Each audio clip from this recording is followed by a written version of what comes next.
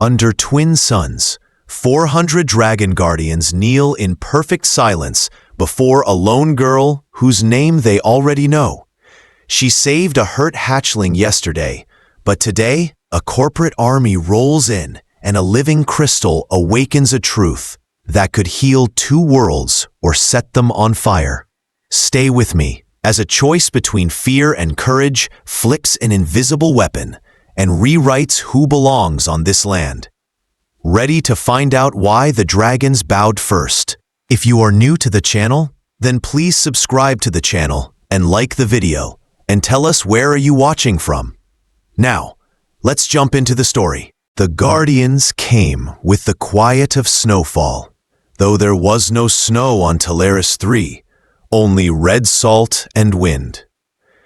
400 dragon warriors stood in perfect lines outside Outpost 9, wings folded, scales catching both suns like ripples on water. No battle shout, no threat, only stillness. In that stillness, Naya Rowan felt her heart tap the inside of her ribs like a hand asking to be let out.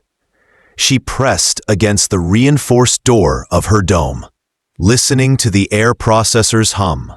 Her pocket drone hovered near her shoulder, the tiny fan whispering as if it too wished to whisper a prayer. Yesterday, she had carried a small creature across the sulfur stream, a trembling wormling with one torn wing who kept calling to someone far away. Naya had spoken soft words to calm it, words she did not know she knew. The little one had leaned into her neck and rested, trusting, before slipping back into the canyon lines. Today the Guardians had found her. They did not point spears. They did not roar. They did something stranger. The first rank sank to one knee, then the next, until the salt field looked like a sea at low tide. A single figure stepped forward, tall as the doorway and bright with old marks that pulsed like fireflies down his jawline. He set a crystalline device on his open palms. It moved as if alive, shapes inside folding and unfolding like a puzzle learning its solver. Naya Rowan, he said, and even his voice carried layers, like a chord sung by one mouth. You helped a small one cross a dangerous river. You spoke to her in the old tongue. I am Ashrun of the Cloudspire flight, and I kneel not for war, but for greeting. Naya blinked. The familiar dryness of the flats scratched her throat. I only did what anyone would do, she said at last. She was hurt. Not anyone, Ashrun answered, and not only heart. She carried a sickness made by hands that do not love. He lifted the crystal a little higher. This belongs to you. Naya did not reach for it. Behind Ashrun, the Guardians shone and waited. Behind Naya, the dome hummed, and her drone circled like a worried sparrow. The world had tipped somehow, and yet it had edges she knew. A rattle at the horizon, a dust plume, a shape of machines. She knew that sound. Convoy engines. The Voss extraction group had that same iron buzz, the kind you felt in your teeth. They're coming, she said. Ashrun's gaze flicked to the rising dust and back. We saw, he replied. We expected as much. Naya opened the door the width of her hand. The morning air slid in, warm and mineral. She studied the captain's face, tracing the glow lines with her eyes as if they spelled out courage. She did not find anger there. She found, to her surprise, respect. A kind of careful respect reserved for equals, not for a girl who fixed water recyclers and counted packets in a lonely pantry. The crystal caught both suns and scattered tiny rainbows over the red ground. Naya had seen it before, clutched in the small claws of the wormling she had carried. That memory returned with a tug, her feet slipping on slick stone, the water biting her suit, the little heartbeat against her collar. And the words, the words that had come without thinking. "Why would you bring this to me?" she asked. "Because your voice woke it," Ashrun said, "and because your hands carried my daughter." The breath in Naya's chest forgot how to be breath, then remembered. The little one from yesterday, his child. She looked again at the rows of kneeling wings and understood something she did not yet know how to name. Her hand lifted without asking her mind, and the crystal answered as if it had been waiting all along. Faint threads flared within it, weaving forms that pricked her eyes, not with pain, but with newness. The convoy's lead crawler broke from the dust plume, armored panels catching light. Loudspeakers crackled. Naya pictured the face she had seen only in trade calls. Voss, always smiling like a man who expected the world to do him favors. She felt fear step into her like a guest, then felt it take a chair and sit quiet. Fear could stay, but it would not steer. Ashrun watched her choose. "We came to ask, not to command," he said. "If you open the door, you open it for yourself." Naya glanced at Pocket, who beeped in a soft, encouraging way. "I'm opening it," she said, and the seal released with a sigh, the door lifting until the sky was a tall blue doorway, and the scent of ozone and warm metal became the room's new walls. The guardians did not rise, they kept their kneel, a promise in stillness. Ashrun stepped back to honor the open space between them. Naya crossed it, barefoot on salt, the crystal balanced on her palms now, as if it weighed the same as trust. Voss's crawler slowed, turrets unfolded with the lazy certainty of machines that believed they would win. Amplifiers snapped on, sending his voice across the flats. "Miss Rowan," the voice said, smooth as oil, "you are in violation of your settlement terms. Please step away from the wildlife and surrender your claim." Naya looked past the machines to the Guardians, past the Guardians to the twin suns, past all of that to something inside the crystal that looked like a map of her own breath. "I won't surrender," she said, not shouting, and yet somehow loud enough. "And you'll want to listen. You've misunderstood what you're dealing with." In the quiet that followed, the first hook set itself in every ear. The Guardians heard it. The mercenaries heard it.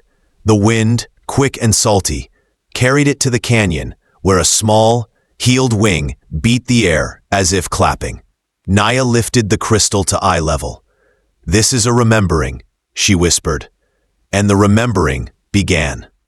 The crystal unfolded like a flower made of time. Patterns shifted, then settled into images that hung in the air.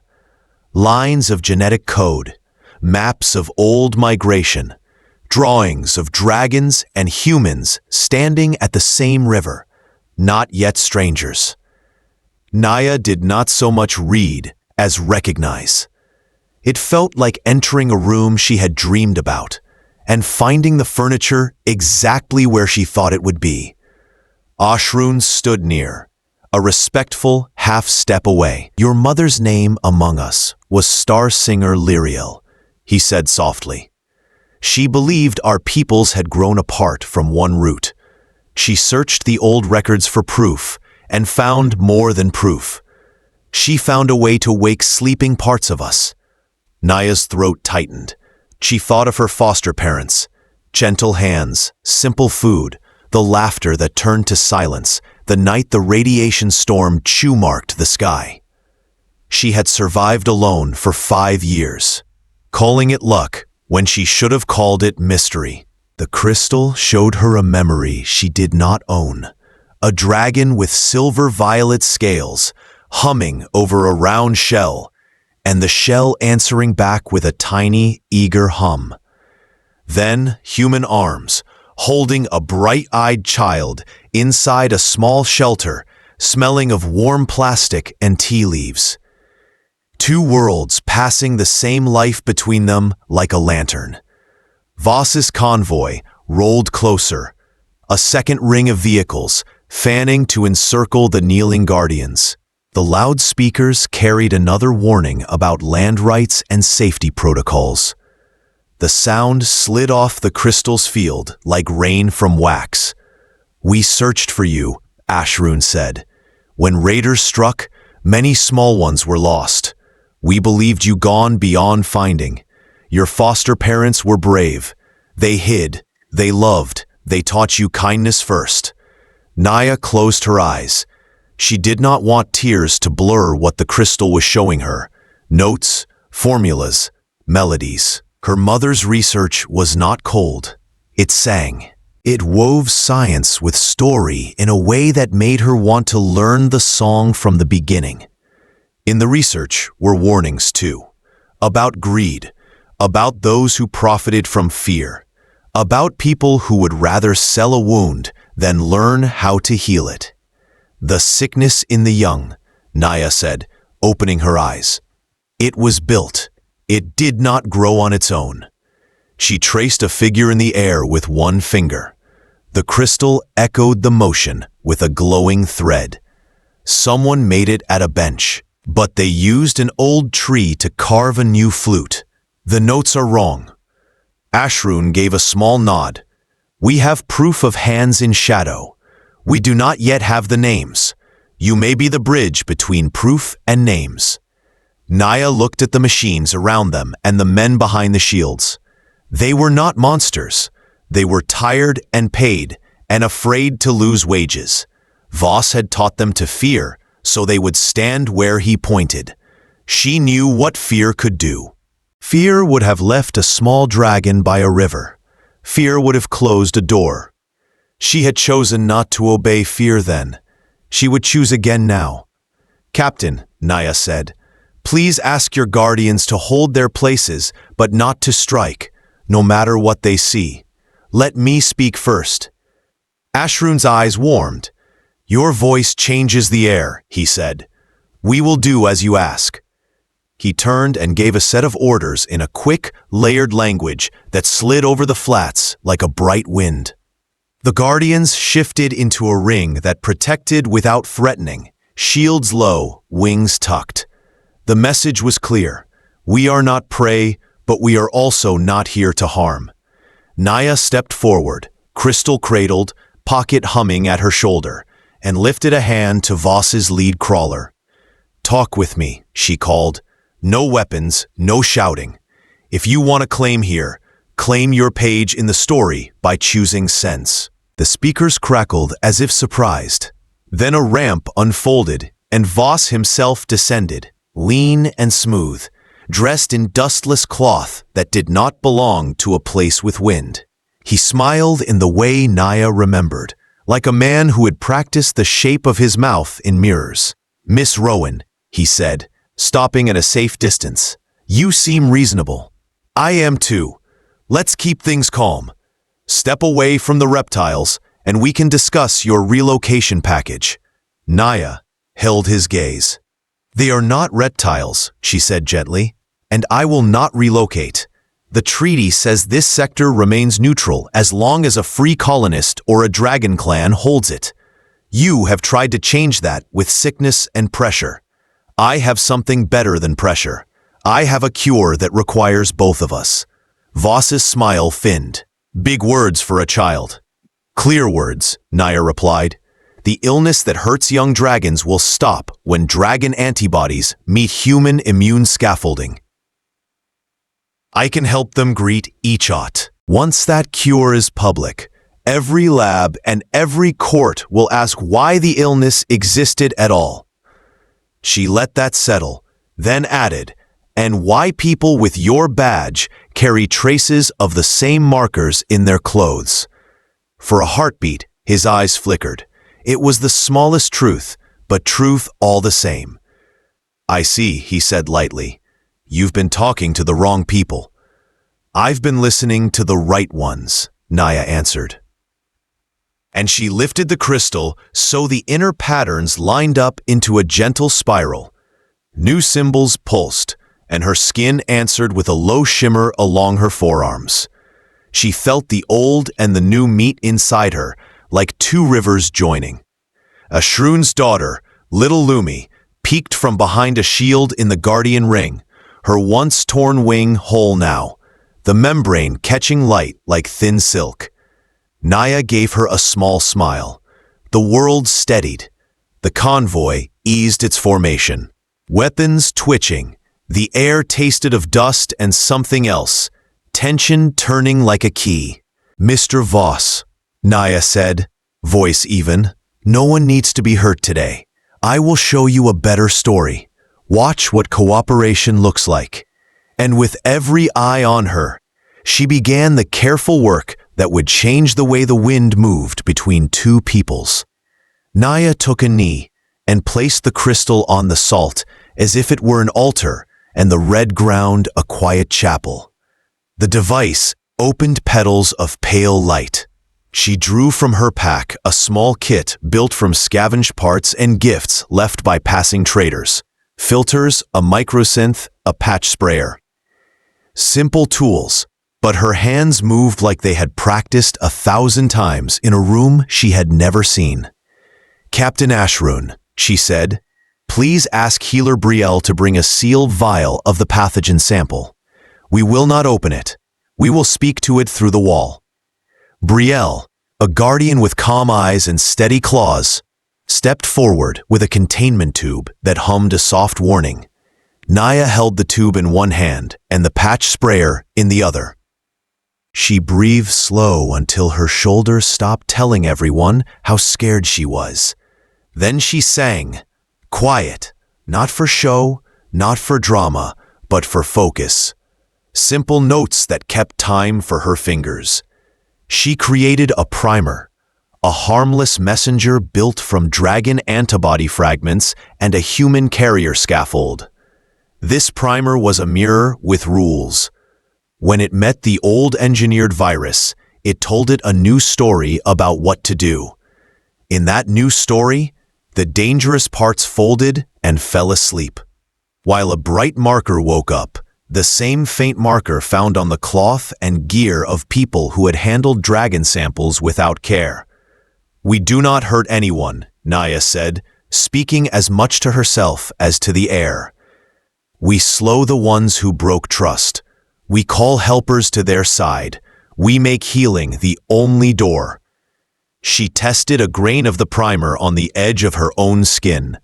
Her cells read it kindly, then wrote back in a pattern that only her hybrid biology could write. The primer agreed to this language and altered itself with relief, like a chord finding the right key. When it was ready, she stood, half-shifted now, without meaning to be. Scales like dusky glass along her shoulders, fingers fine and almost clawed, voice braided with a soft second tone that felt ancient and new at once. "Mr. Voss," she called, "I'm going to release a training breath. It harms no one. It only shows where wrong hands have been. The cure needs that light." He scoffed and waved a hand, but she saw how his throat moved, a small, hard swallow. Perhaps he already felt the weight of what he had touched. Naya exhaled a slow cloud. It drifted like morning fog, settled like kindness, and did the work it had promised to do. Mercenary masks snapped on, too late to matter. The primer touched cloth, skin, metal, and learned quickly, flipping the old design into a mild fever that asked for rest and care. No death, no blaze, just a firm pause that would not lift without help from both dragon and human healers. A guard dropped to one knee, not in fealty, but from dizziness. Another sat, blinking like a child waking confused from a nap. Voss himself reached for a scarf at his collar and found his fingers soft, unable to close as tightly as he liked. Ashroon and his ring did not move. Their stillness remained the same sentence. "We are not here to crush, but neither are we made of straw." "The cure is easy," Naya said, turning so her voice carried to every ear. "Dragon antibodies, human immunoglobulin. mixed together, tended with patience, offered without price. We make it here, now. Brielle stepped forward with a field kit. Naya guided, hands steady, words simple enough that a scared person could hold them. A small table became a shared bench, a wing folded to shade a human from the sun, while a mercenary held a vial steady for a dragon with shaking claws. The air changed first. Less iron, more breath. Then the sound changed. Less order shouted, more names spoken. Voss swayed. "This is a trick," he murmured. "It is a door," Naya said. "Choose to walk through." He looked at the ring of guardians, at the men who had followed his orders, at the girl whose shoulders now shimmered like a lake at dusk. He tried for a smile, found none, and settled for quiet. Within an hour, the first treated mercenaries felt steadier. The fever eased. They thanked the very guardians they had been hired to threaten. A message went out on the emergency band to both councils, human and dragon, calling for medical teams, auditors, witnesses, and builders. Truth loves many eyes. Ashrun approached Naya. For a moment, they simply stood, healer and captain, bridge and guardian. The Rent Flats, a place where an old fear had been rewritten. "You ask for restraint," he said. "You offer cure. You stand between, not above. If you wish it, you can walk our nests and our halls. You can also walk your people's roads. We will follow your steps as if they are a song." Naya shook her head, a tiny motion but full of meaning. "Not my song alone," she answered. "Ours. I will go with you, and I will return with you, and I will invite others to walk the same path. We do this work together, or not at all." Lumi darted from behind the shield at last, and pressed her small head against Naya's arm with a chirp that sounded like hope. Naya laughed through a breath that felt like fresh water. Around them, the flats changed from a place of standoff to a place of starting. Teams formed without anyone ordering it. Mix a vial here, translate there. Carry shade panels, share bread, tell a story. The first frame of a better future goes up that way. Quiet, useful, ordinary. And somewhere above, a sky with no ceiling waited for students. 3 months later, the buffer line on the map had turned into something else entirely. Where angry dotted marks once warned "keep out," a long, low building stretched in a gentle arc, half clinic, half classroom, all welcome. Near it, a field with marker flags and soft landing nets carried laughter from dawn to dusk. Human children, strapped into light mech wings, learned to move with wind, not against it. Young dragons practiced slower turns and wider circles so their human partners could keep pace. The air looked like music when they flew. Naya Rowan moved through this place like a thread through cloth. Never the whole pattern, always part of it. Sometimes she wore a white coat with deep pockets and a pen tucked behind her ear. Sometimes she wore a light harness that let her wings open halfway when she needed to listen with more than ears. Her body was simply a set of tools she could choose from. She liked that truth. Lumi had grown, as young dragons do when courage is fed and fear is soothed. She landed in the courtyard with a neat little flourish that always made the elders smile and pretend not to. Naya would raise an eyebrow, and Lumi would pretend not to see, and then both would laugh. Inside the clinic, human doctors and dragon healers worked side by side, sleeves rolled, crests raised. Cases came from both peoples. A human child with a rare blood issue that dragon marrow mended. An elder dragon with stiff lungs that human microsurgery freed. A guard from the old convoy who returned to say thank you and stayed to clean floors because gratitude likes to work. Once a week, delegations arrived. Some wore long faces and carried clipboards. Some wore tired smiles and carried questions. All of them left with new words: shared protocols, equal councils, open ledgers, transparent labs.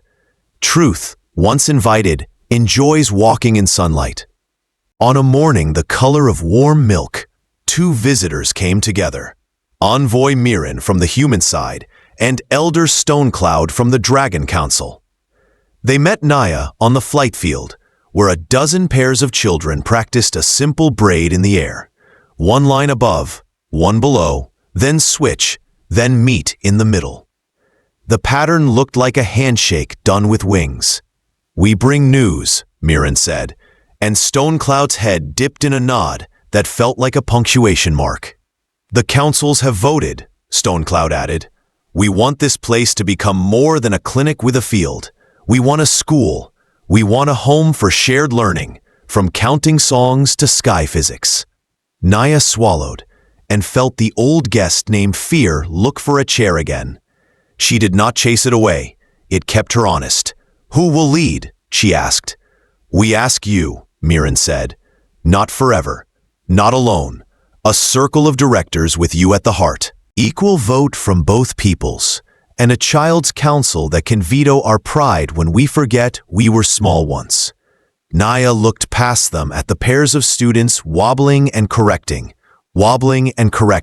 never mocking, always cheering. That was the school already, and every child out there had written a piece of its rules without knowing they were writing. "I accept," she said, "with the circle, with the veto, with the promise that every lesson must also be a story of kindness in action." They smiled the kind of smiles that did not need mirrors to practice, the kind that grow from relief when someone says yes to hard, good work. On the first day under the new name, Shared Sky Academy, Naya stood on a platform built from simple wood and honest bolts.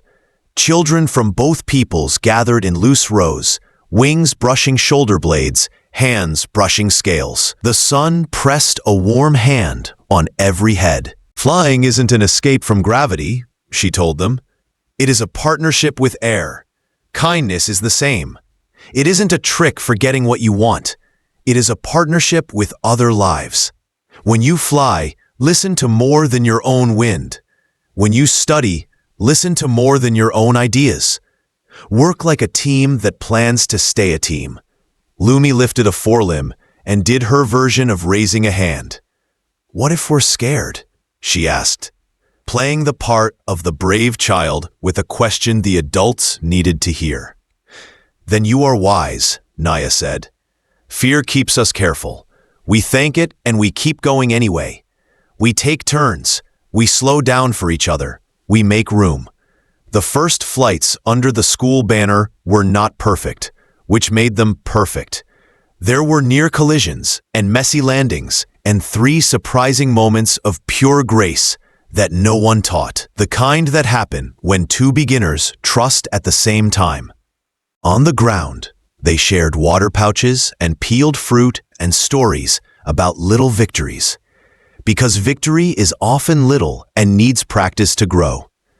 As the day softened toward evening, families gathered, human and dragon, blood and chosen, old friends and new kin.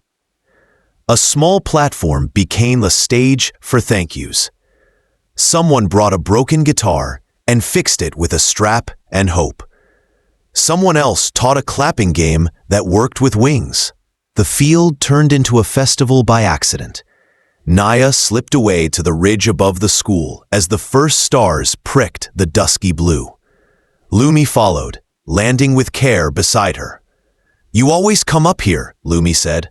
"What do you see?" "The long version of now," Naya answered.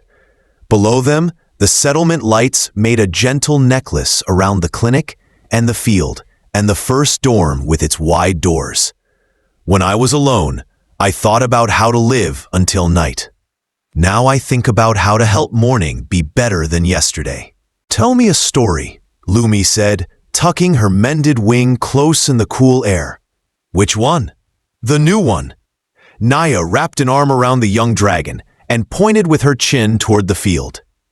The next class had taken off in a practice rise, half mech wing, half natural wing, lifting together on a timing count best heard with the heart.